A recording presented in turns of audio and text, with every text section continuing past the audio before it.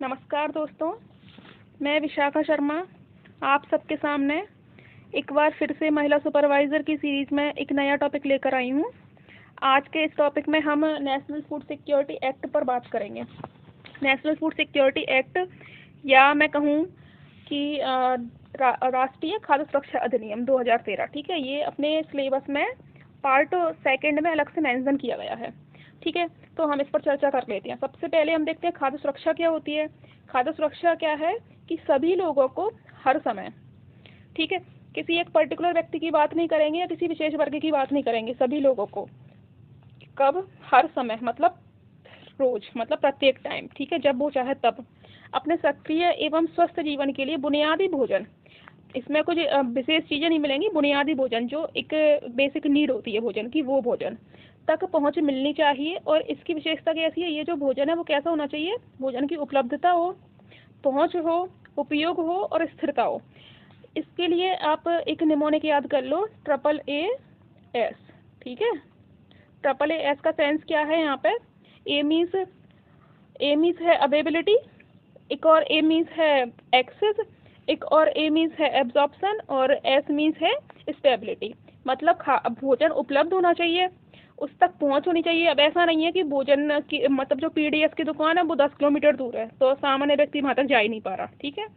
उपयोग किया जा सके, मतलब इतनी गुणवत्ता होनी चाहिए उसकी कि कम से कम जो मतलब आप या हम उसको खा सकें ना, एब्जॉर्ब कर सकें उसको।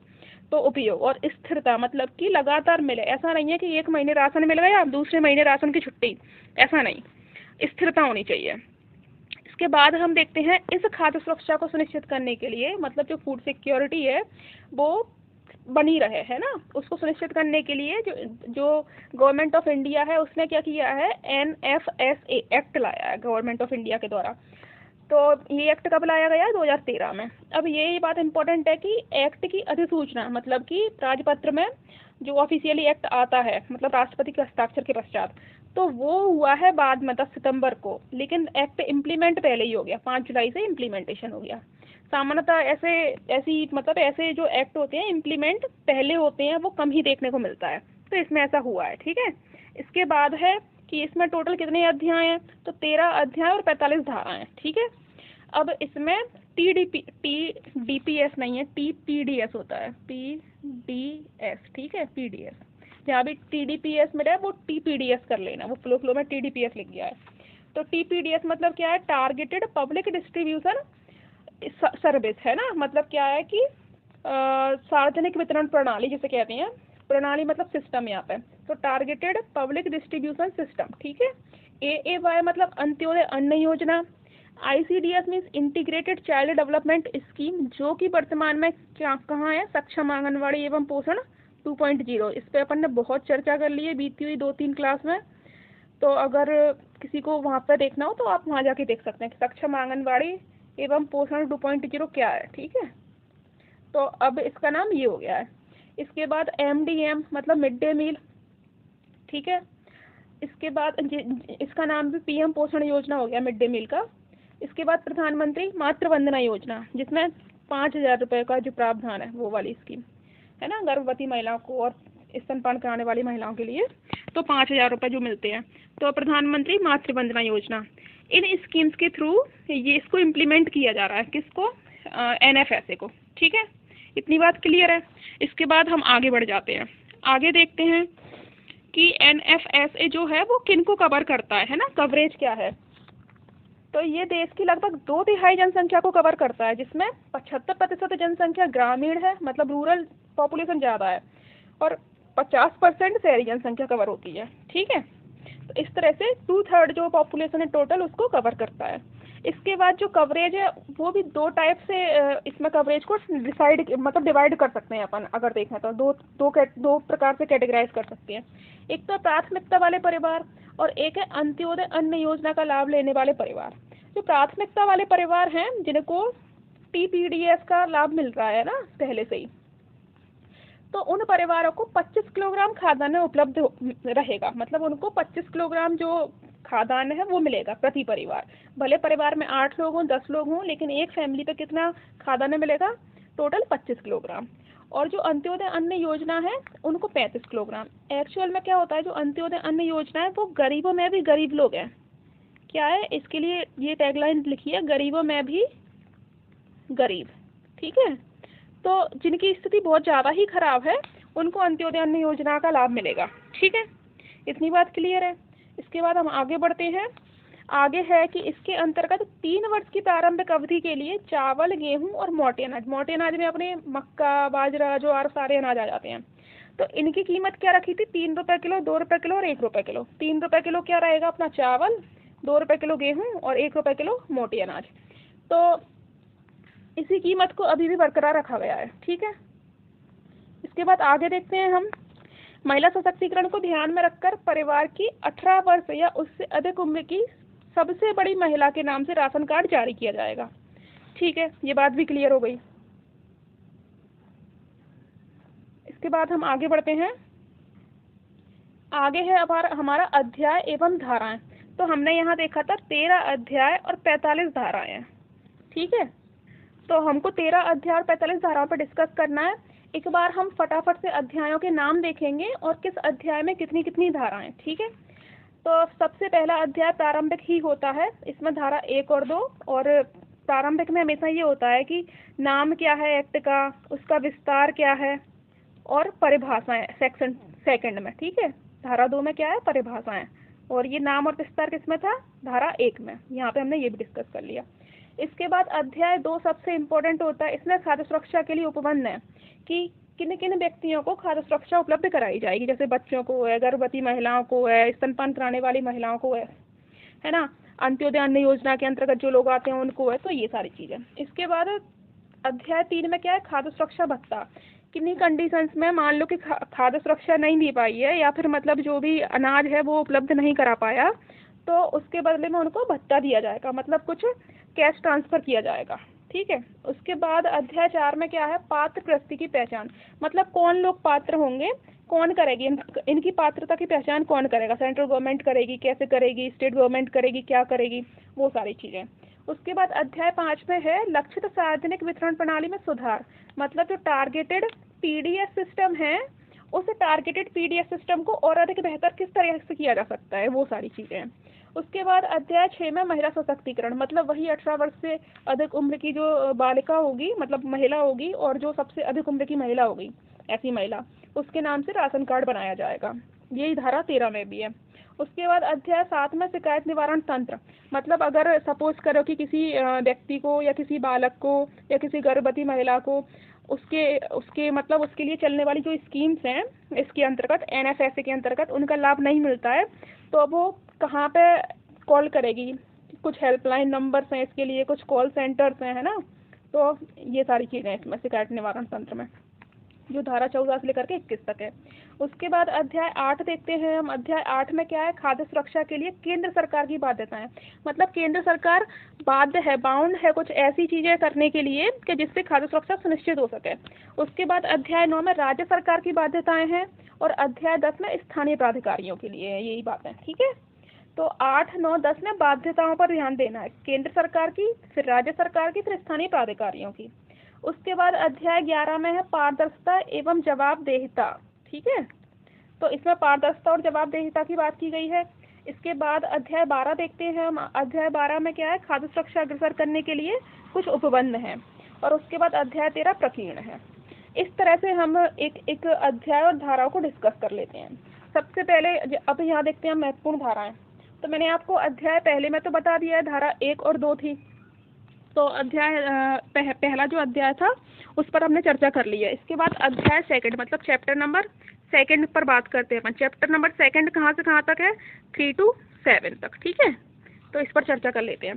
धारा 3 में क्या है, जो TPDS के अंतर्गत जो पात्र गृहस्थियाँ हैं, पत्र नहीं है, पात्र है, पात्र गृहस्थियों के व्यक्तियों को सहायता प्राप्त राशि पर खाद्यान्न प्राप्त करने का अधिकार। अब जो सहायता प्राप्त राशि कौन सी है, वही 3 रुपये किलो, 2 रुपये किलो और 1 रुपये किलो, जो गेहूं, चावल और मोटे अनाज है वो। ठीक है, यहाँ पे TPDS के तहत ये 2 टाइप से हमने देखा था। एक तो प्रायोरिटी हाउस होल्ड, मतलब प्राथमिकता वाले परिवार, और एक देखे थे अपन अंत्योदय अन्न योजना वाले परिवार। तो इनको 25 किलोग्राम अनाज था और इनको 35 किलोग्राम अनाज था। ठीक है, इसके बाद हम नेक्स्ट सेक्शन पे चलते हैं। अगली जो धारा है हमारी वो है धारा 4। इसमें गर्भवती स्त्रियों और स्तनपान कराने वाली माताओं को पोषण के लिए सहायता, मीन्स इसमें 5,000 रुपये की जो राशि है, मतलब टोटल 6,000 रुपये की राशि जननी सुरक्षा योजना को मिला करके, है ना। तो ये कैसे मिलती है? प्रधानमंत्री मातृ वंदना योजना से, ये अपन लास्ट क्लास में ही डिस्कस किया था, प्लस जननी सुरक्षा योजना से। जननी सुरक्षा योजना में 1,000 रुपये और इसमें 5,000 रुपये, तो टोटल 6,000 रुपये मिलते हैं। ठीक है, ये क्यों दिए जाते हैं? क्योंकि जो गर्भवती महिला और स्तनपान कराने वाली महिलाएं उनको पोषण स्तर उनका मेंटेन रहे। ठीक है, उसके बाद धारा 5 में बालकों के लिए पोषण आहार सहायता, ये कैसे मिलेगा अपने को? ICDS स्कीम, मतलब पोषण सक्षम आंगनबाड़ी और पोषण 2.0 हो गया है जो, तो पोषण 2.0 से। ठीक है, और पोषण 2.0 में भी कहाँ? आंगनबाड़ियों के माध्यम से। ठीक है, इसके बाद बालक को पोषण का निवारण और प्रबंधन, मतलब इस कंडीशन में क्या किया जाएगा? बालक को और अधिक पोषण दिया जाएगा और जो सामान्य बालक हैं उसके कंपैरिजन में अधिक ध्यान रखा जाएगा उसके पोषण के लिए। उसके बाद नेक्स्ट क्या है? धारा 6 हो गई है ना। अब ये जो हमने देखा था 3 से लेकर के 7 तक, ये कौन सा चैप्टर था अपना? Chapter number 2। ठीक है, अब धारा 7 मैंने अलग से मेंशन नहीं किया क्योंकि धारा 7 में उतना कुछ खास है नहीं है। धारा 7 में यही था कि जो लाभार्थी हैं, जो ऊपर देखे थे हमने, गर्भवती महिलाएं हैं, बच्चे हैं, इन सब को जो खाद्य सुरक्षा होगी वो केंद्र सरकार और राज्य सरकार उसका ध्यान रखेंगी, है ना, कि खाद्य सुरक्षा उनको दी जा सके। उसके बाद नेक्स्ट जो धारा है वो है अपना, मतलब जो धारा 8 है, और अगर मैं चैप्टर की बात करूं तो यही चैप्टर आता है अपना चैप्टर नंबर 3, सॉरी, पहला चैप्टर देख लिया, दूसरा देख लिया, और चैप्टर नंबर 3। चैप्टर नंबर 3 में क्या है? अलाउंसेस या भत्ते। ठीक है, इसके बाद यहाँ से चैप्टर नंबर 4 स्टार्ट होता है। चैप्टर नंबर 4 कहाँ से कहाँ तक है? चैप्टर नंबर 4 चलता है अपना धारा 9 से लेकर के 11 तक, 9 से 11। ठीक है, तो धारा 9 में क्या है? जो TPDS जो सिस्टम है उसके तहत जन समुदायों को लाना, मतलब कौन व्यक्ति इसके अंतर्गत आएंगे, ये इसका मतलब इसका डिसाइड कौन करेगा? तो इसमें क्या होता है कि जो सेंट्रल गवर्नमेंट है वो डिसाइड करेगी कि कितना परसेंटेज आएगा टोटल जनसंख्या का। ठीक है, और किस ढंग से करना है उसके लिए जो मार्गदर्शक सिद्धांत ये जो दिया है नेक्स्ट सेक्शन में धारा 10 में, वो राज्य सरकार के द्वारा बनाए जाएंगे कि कौन से तरीके हैं उनसे पहचान की जा सकेगी, तो वो राज्य अपने अपने स्तर पर पहचान करेगा। ठीक है, ये हो गया धारा 10 के तहत। इसके बाद धारा 11 में क्या है? पात्र गृहस्थियों की सूची का प्रकाशन, मतलब जो गृहस्थियाँ पात्र हैं जो कि PHH मतलब प्रायोरिटी हाउसहोल्ड में आते हैं, या फिर अगर मैं बोलूँ अंत्योदय अन्न योजना में आते हैं, तो उनका जो डिसीजन कौन करेगा? मतलब उनकी सूची का प्रकाशन किया जाएगा स्टेट गवर्नमेंट के द्वारा। ठीक है, स्टेट गवर्नमेंट के द्वारा। तो ये धारा 11 में है। इसके बाद धारा 12 में क्या है? लक्षित सार्वजनिक वितरण प्रणाली में सुधार, तो जो अपनी जो टारगेटेड PDS है उसको और अधिक बेहतर ढंग से किस तरह से इम्प्लीमेंट किया जा सकता है, वो चीज़ें किस में है? धारा 12 में। और ये धारा 12 यहाँ पे अगला चैप्टर स्टार्ट हो जाता है अपना। ठीक है, कौन सा चैप्टर? Chapter number 5। जो चैप्टर नंबर 5 या धारा 12 उसमें केवल एक ही धारा है। तो कैसे अच्छा हो सकता है? मीन्स बायोमेट्रिक का प्रयोग आ जाए, है ना, सारी चीज़ें आधार से लिंक हो जाएं, डायरेक्ट बेनिफिट ट्रांसफ़र हो जाए। सपोज करो किसी मंथ मतलब कोविड वगैरह में या किसी मंथ में जो खाता ने आ नहीं पाया है, तो डायरेक्ट बेनिफिट ट्रांसफ़र से सीधे अकाउंट में पैसे आ जाए, तो ये सारी चीज़ें ट्रांसपेरेंसी हो जाए और अच्छे से। इसके बाद धारा 13 या मैं बोलूँ यहाँ से चैप्टर नंबर 6 स्टार्ट हो जाता है। ठीक है, चैप्टर नंबर 6 या धारा 13 केवल। इसमें क्या है? राशन कार्ड जारी किए जाने के लिए 18 वर्ष से उससे अधिक उम्र की आयु की महिला का घर का मुखिया होना। ठीक है, ये धारा 13 में है। उसके बाद ये चैप्टर 6 भी हो गया। फिर चैप्टर 7 आता है और धारा 14 ये यहाँ से कौन सा है? Chapter number 7। ठीक है, ये यहाँ लिख लेती हूँ। चैप्टर नंबर 7 स्टार्ट हो गया यहाँ से। चैप्टर नंबर 7 कहाँ से कहाँ तक चलता है? ये चलता है अपना धारा 14 से लेकर के और धारा 18, एक मिनट अपना, धारा 14 से लेकर के धारा 21 तक। ठीक है, कहाँ से कहाँ तक है? 14 से 21 तक। ये चैप्टर नंबर कौन सा है? 7। और 7 चैप्टर में क्या है, शिकायत निवारण तंत्र है। तो धारा 14 में ही दिया है आंतरिक शिकायत निवारण तंत्र, मतलब किसी, मैंने पहले भी आपसे डिस्कस किया था कि किसी को ये जो NFSA का लाभ नहीं मिल पा रहा है तो वो इसके लिए हेल्प सेंटर या कॉल सेंटर पे कॉल करेगा, किसी अधिकारी वगैरह आदि की शिकायत कर सकेगा। तो ये सारी चीज़ें हैं। अब जिला शिकायत निवारण अधिकारी, ये स्टेट गवर्नमेंट के द्वारा इस अधिकारी को नियुक्त किया जाएगा, है ना, जिला स्तर पे। उसके बाद धारा 16 राज्य खाद्य आयोग। तो राज्य खाद्य आयोग क्यों बनाया गया है कि स्टेट लेवल पर जो नेशनल फूड सिक्योरिटी एक्ट के जो प्रावधान है उनको इम्प्लीमेंट किया जा सके, अगर प्रॉपर चीज़ें नहीं हो रही हैं तो उनकी शिकायत की जा सके। ये सारी चीज़ें किस में है, धारा 16 में। अब ये राज्य खाद्य आयोग के बारे में यहाँ थोड़ा सा डिस्कस कर लेते हैं कि ये कितने लोगों से मिलकर बनता है। तो एक अध्यक्ष होगा, 5 सदस्य होंगे और एक सचिव सदस्य होगा, ठीक है। इसके बाद इनका जो टाइम पीरियड रहेगा वो कितना रहता है, तो इनका जो टाइम पीरियड है वो 5 वर्ष या 65 वर्ष रहेगा, ठीक है। स्टेट गवर्नमेंट के द्वारा ही इन्हें नियुक्त किया जाएगा, सारी चीज़ें स्टेट गवर्नमेंट करेगी यहाँ पे, ठीक है। तो ये चीज़ें हैं, ये किसमें अपन ने क्या देख लिया, राज्य खाद्य आयोग। इसके बाद हम आगे बढ़ जाते हैं। आगे क्या है, धारा 17। धारा 17 में क्या है कि राज्य आयोग के जो अध्यक्ष होंगे, सदस्य होंगे, सदस्य सचिव होंगे या अन्य कर्मचारी हैं, उनके वेतन भत्ते का प्रावधान है इसमें। और वेतन भत्ते वगैरह कौन डिसाइड करेगा, सब सारी चीज़ें कौन करेगा, स्टेट गवर्नमेंट करती है यहाँ पे। इसके बाद हम आगे आते हैं धारा 18 में। धारा 18 में क्या है, राज्य आयोग के रूप में कार्य करने के लिए किसी अन्य आयोग या निकाय को अभिहित किया जाना। मतलब जो राज्य आयोग है वो किसी अन्य आयोग को भी बोल सकता है कि ये कार्य तुम्हें करने हैं, ऐसा, ठीक है, या किसी अदर बॉडी को भी बोल सकता है। तो ये है अपना धारा 18 में। उसके बाद धारा 19 में क्या है, संयुक्त राज्य खाद्य आयोग, मतलब 2 या 2 से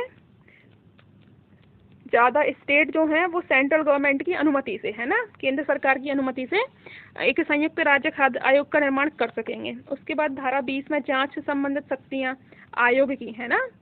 तो आयोग की जांच से संबंधित शक्तियां जो होती हैं वो सिविल न्यायालय के समान शक्तियां रहती हैं, ठीक है। कैसी, सिविल कोर्ट के समान, मतलब समन जारी करना, हस्ताक्षर वगैरह, मतलब जो अभिलेखीकरण वगैरह है वो सारी चीज़ें करना। तो ये सारी चीज़ें आयोग कर सकेगा। ये सब आयोग से रिलेटेड धाराएं दी हैं यहाँ पे।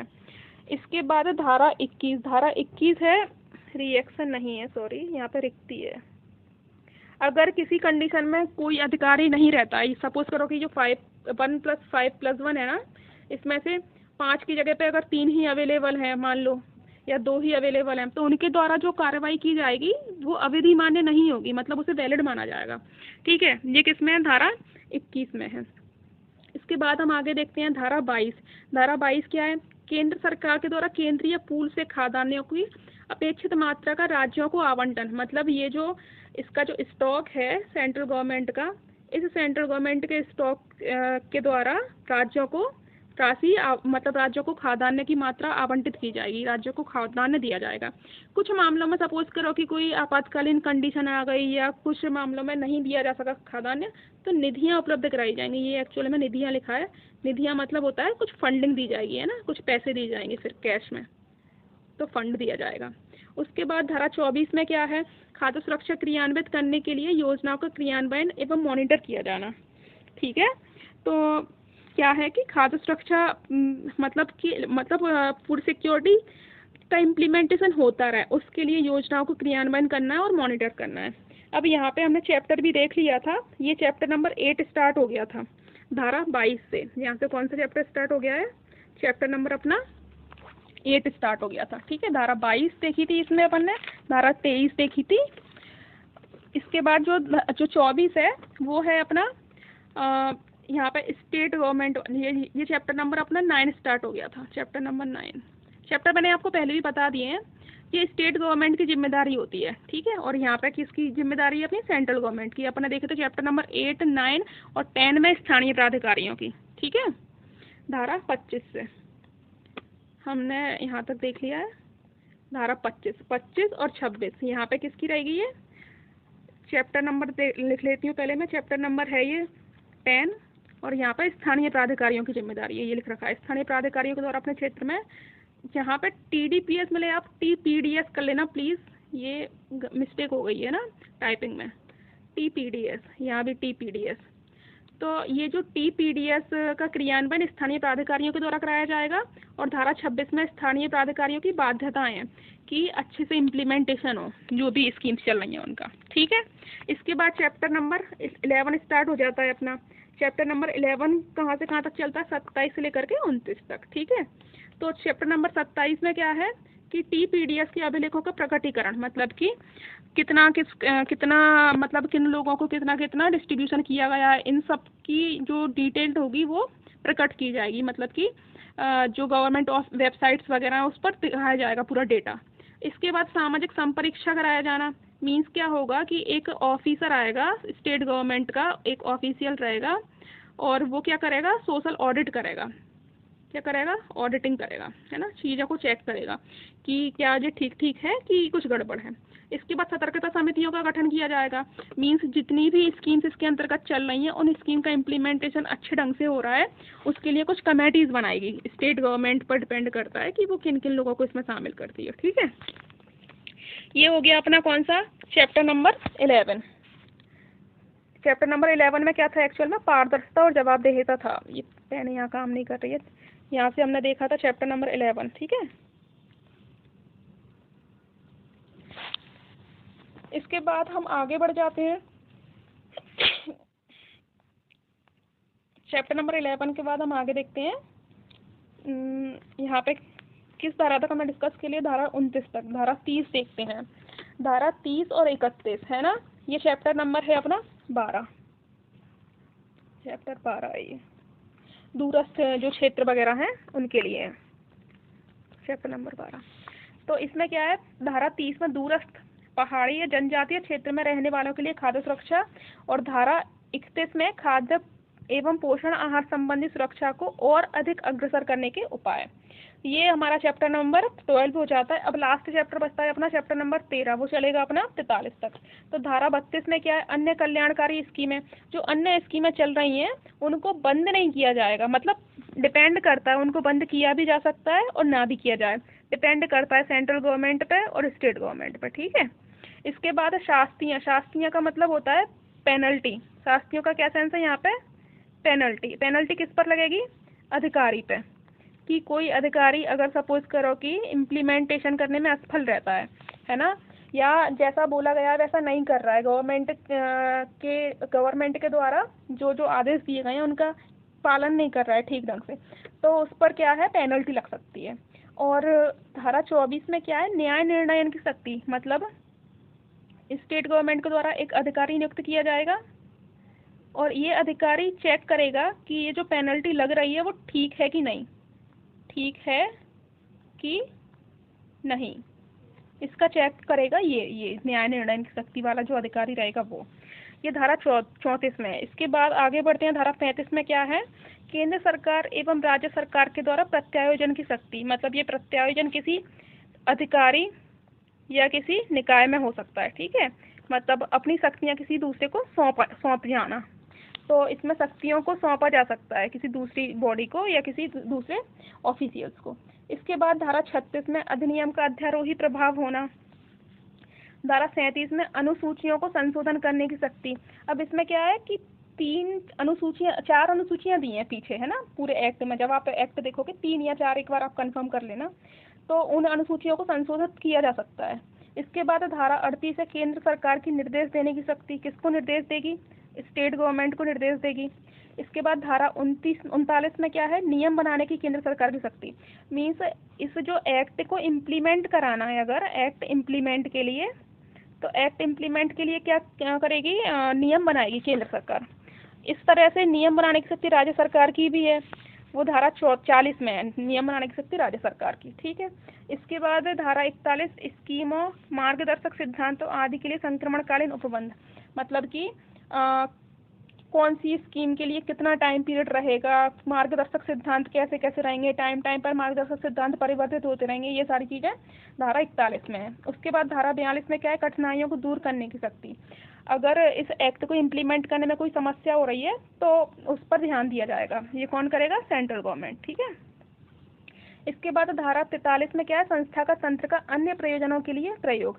मतलब इसके अंतर्गत अगर कोई आयोग है या कुछ भी कमेटीज वगैरह बनी है तो और उनका और कैसे इम्प्लीमेंटेशन कर सकते हैं NFSA एक्ट का, है ना, उनके थ्रू, तो वो सारी चीज़ें धारा 43 में। इस तरह से हमारा एक्ट कंप्लीट होता है।